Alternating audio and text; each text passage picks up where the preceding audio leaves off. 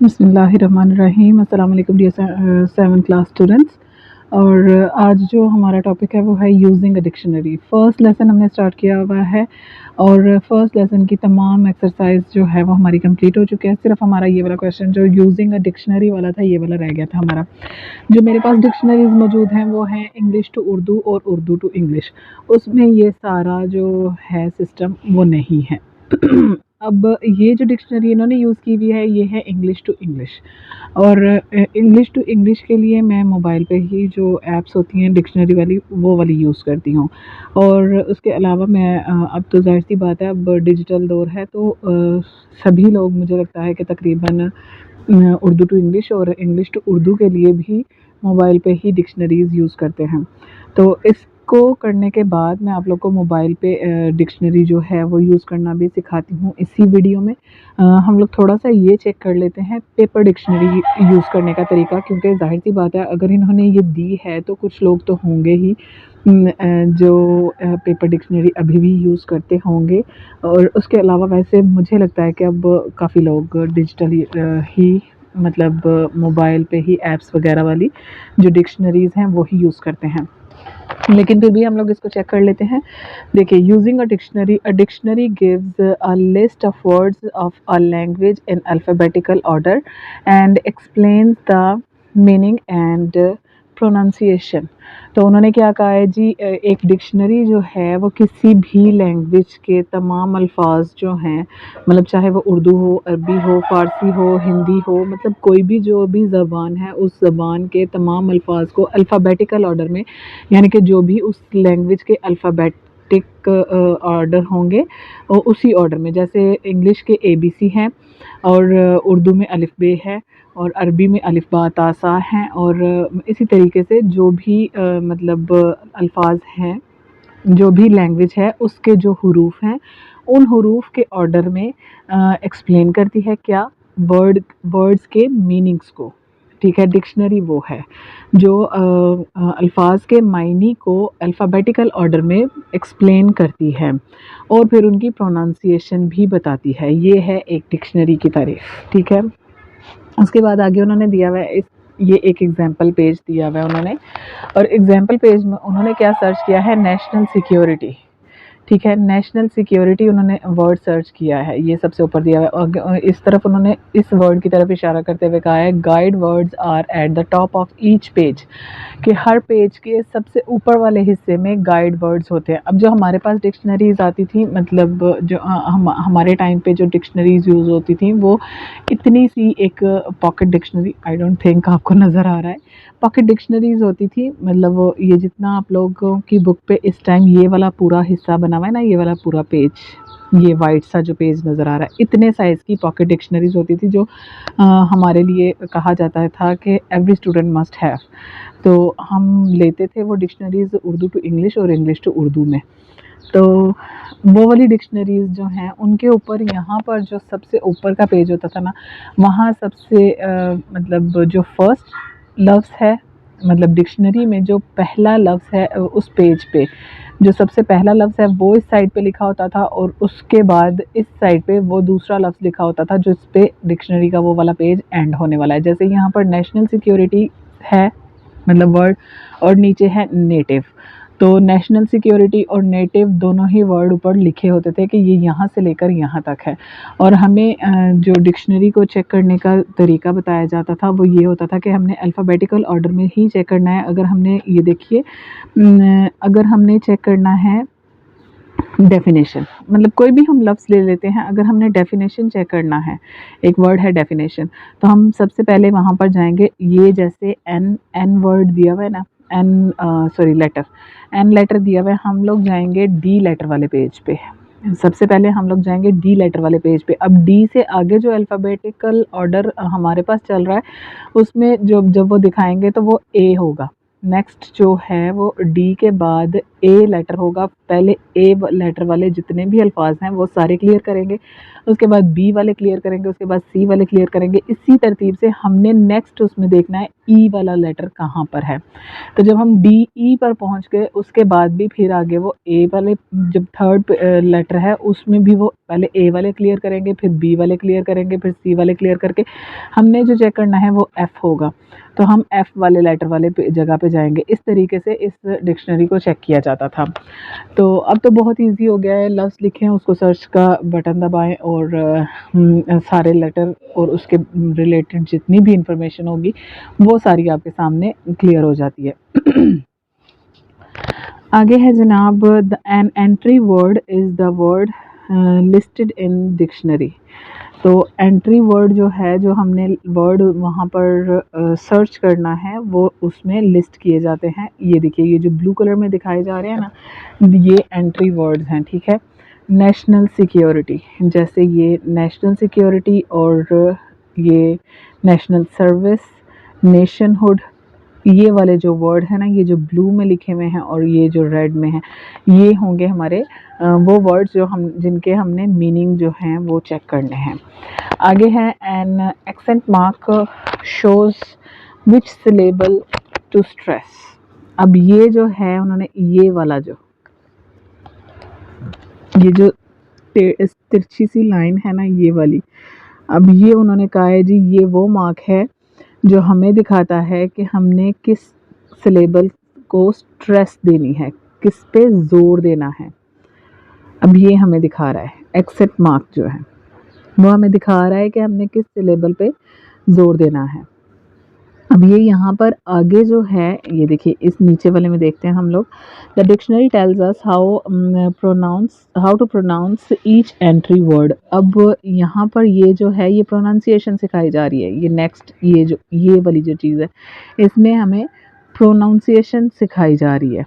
तो इसके लिए भी हर चीज़ को, मतलब ये आई थिंक जो लास्ट वाली बुक थी उसमें 6th क्लास में ये वाला लेसन था, फर्स्ट लेसन में डिक्शनरी के कैसे यूज़ करनी है, और मतलब ये सारी छोटी छोटी चीज़ें उसमें बताई हुई थी कि कैसे सर्च करना है और इन चीज़ों को कैसे हमने ये जो उल्टे पुल्टे कह लें कि ये लेटर दिए हुए ना, इनको कैसे हमने प्रोनाउंस करना है।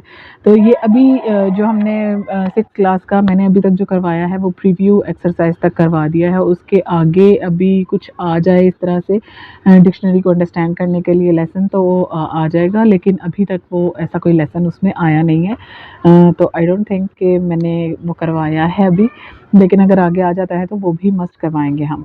तो the dictionary tells us how to pronounce each entry word. हमें डिक्शनरी बताती है कि हमने हर एंट्री वर्ड को कैसे प्रोनाउंस करना है। There is a set of letters, इसमें एक लेटर्स का सेट होता है।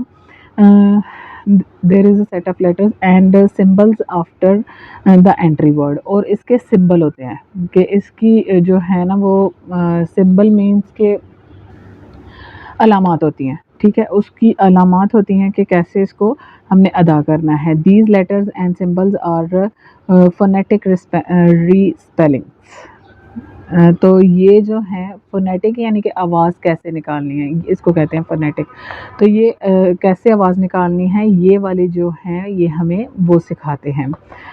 और आगे है हमारे पास a dot or dots in the entry word show the division of syllables. अब सिलेबल क्या है कि कहाँ तक कितनी आवाज़ निकाली है। नेटिव, ठीक है, इसमें कितने सिलेबल बन रहे हैं। ने एक अलहदा सिलेबल है और टिव एक अलहदा है, तो इसमें 2 हमारे पास सिलेबल हैं, ठीक है। वो ये जो ये डॉट है ना अंदर, ये डॉट हमें शो कर रहे हैं कि कितने सिलेबल्स हैं।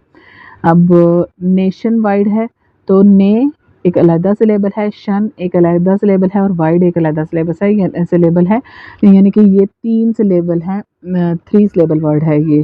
तो इसी तरह से आगे और क्या चीज़ उन्होंने दिखाई है। डेफिनेशन, आगे जो नीचे ये डेफिनेशन दी हुई है कि a definition tells us what the entry word means. अब ये एक तो उन्होंने पहले मतलब बता दिया हमें, ठीक है, उसके बाद वो नीचे हमें बता रहे हैं कि इसकी डेफिनेशन क्या है, मतलब इसकी तारीफ़ क्या है, ये हमें क्या, ये लफ्ज़ हमें क्या बता रहा है। जैसे नेटिव है तो नेटिव हमें क्या बता रहा है जनाब, ये देखें, native, new, yorker, population, inhabitants, ये हमें मीनिंग पहले बताए गए हैं। फिर आगे अ पर्सन और पीपल, एक शख्स या लोग। हु कम फ्रॉम और have always lived in a particular place, तो जो वहाँ से आते हैं जहाँ वो हमेशा एक पर्टिकुलर एक ख़ास जगह पर जहाँ वो रहते थे। मतलब जैसे पाकिस्तान से आने वाले लोग पाकिस्तानी, और इंडिया से आने वाले लोग इंडियंस। तो इस तरीके से ये जो है नेटिव जो है उसके लिए यूज़ किया जाता है, जो एक ऐसे इलाके से आता है जहाँ वो हमेशा के लिए रहता था या रहता है। उसको कहते हैं नेटिव यानी बाशिंदा। इसको उर्दू में इसकी मीनिंग है बाशिंदा, नेटिव यानी बाशिंदा, के जहाँ कहीं रहने वाला बाशिंदा। ठीक है। ये हमें क्या बता रही है, ये जनाब हमें डेफिनेशन बता रही है। और आगे ये एडीजे, इसका मतलब होता है एडजेक्टिव। ठीक है। और इसी तरह से हम ऊपर चेक कर लेते हैं, किसी का अगर हमें नज़र आ जाए तो।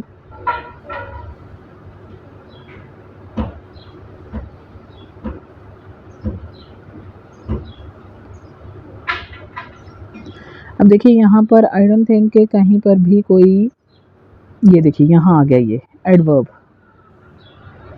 ठीक है, यहाँ आ गया एडजेक्टिव। अब ये जो चीज़ें हैं ये हमें क्या बता रही हैं, ये चीज़ें हमें बता रही हैं कि ये कौन से पार्ट ऑफ स्पीच से इस लफ्ज़ का ताल्लुक़ है। इस लफ्ज़ का ताल्लुक़ जो है वो कौन से पार्ट ऑफ स्पीच से है, एडवर्ब से है। ये नेशन वाइड और नेटिव जो है वो एडजेक्टिव है। तो ये चीज़ें हमें बता रही हैं कि इसका ये जो लफ्ज़ है जो हमने सर्च किया है वो किस पार्ट ऑफ स्पीच से ताल्लुक़ रखता है।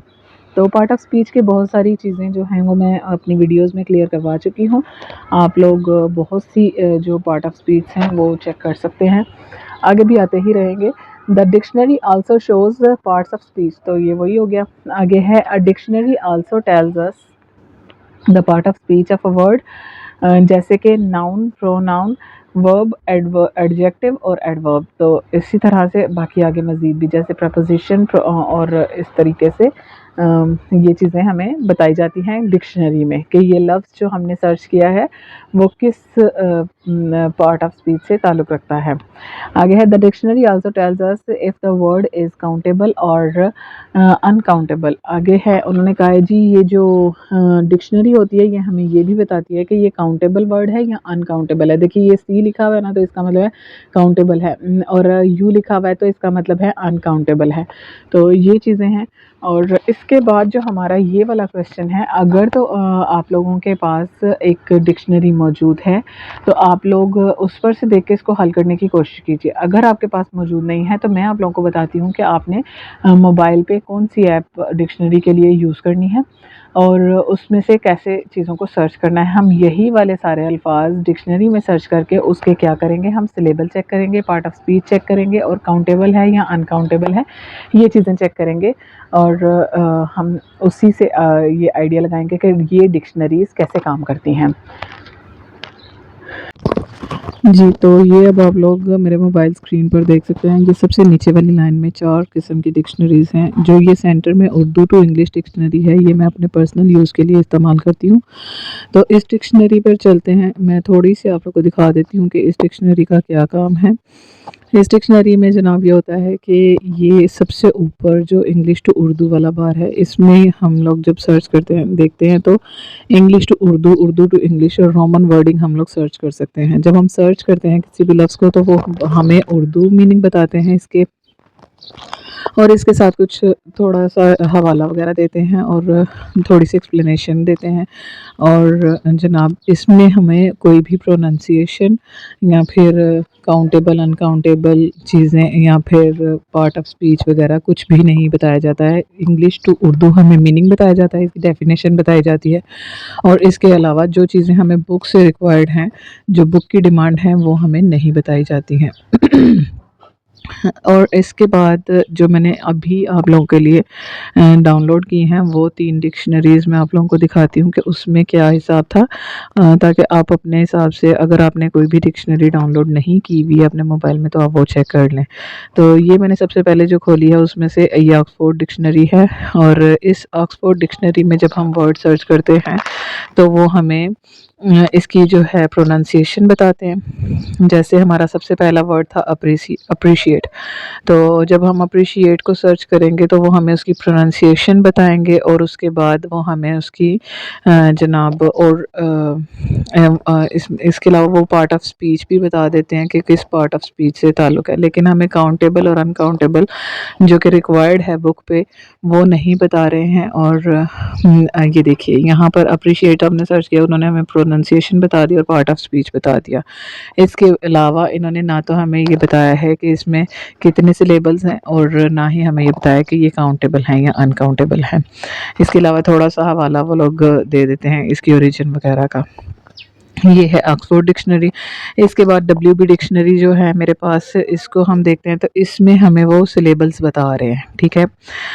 इसमें जब हम अप्रिशिएट लिखते हैं, सर्च करते हैं, तो वो हमें इसके ये देखिए 4 सिलेबल्स हैं, उन्होंने ये चीज़ बता दिया। लेकिन यहाँ पर भी ये वर्ब भी बता रहे हैं। ये देखिए ऊपर सबसे ऊपर साथ में मीनिंग लिखे हुए हैं और साथ में लिखा हुआ है वर्ब।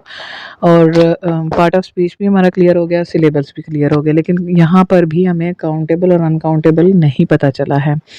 तो इसके बाद जो एक और डिक्शनरी है ये है लॉन्गमैन की डिक्शनरी। और ये डिक्शनरी बाकी दोनों डिक्शनरीज से मुझे थोड़ी सी बेटर इसलिए लगी क्योंकि इसमें हमें जब हम सर्च करते हैं तो हमें साथ ही इसकी प्रोनाउंसिएशन, साथ ही इसके पार्ट ऑफ स्पीच और कुछ कुछ लफ्ज़ों में, याद रखिए कुछ कुछ लफ्ज़ों में हमें ये बता रहे हैं कि ये काउंटेबल हैं या अनकाउंटेबल हैं।